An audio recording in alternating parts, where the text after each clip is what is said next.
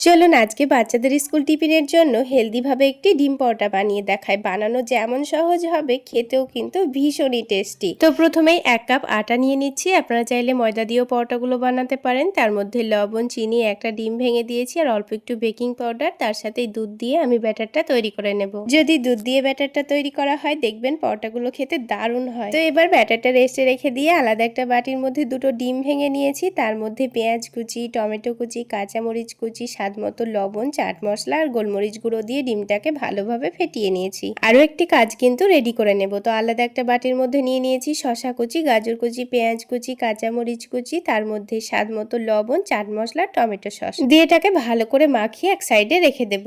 এবার পরোটাগুলো বানানোর জন্য ব্যাটারটাকে আবার একটু ভালো করে ফেটিয়ে নেব। তারপর প্যানটাকে অল্প একটু তেল দিয়ে ভালো করে মুছে নিয়ে হালকা গরম করে 2 চামচ ব্যাটার দিয়ে উপরের দিকটা হয়ে আসলে উল্টে দিয়েছি। তারপর উপর থেকে ডিমের ব্যাটারটা দিয়ে ঢেকে দেব, ঢাকনাটা উঠিয়ে নিয়ে উল্টে দেব।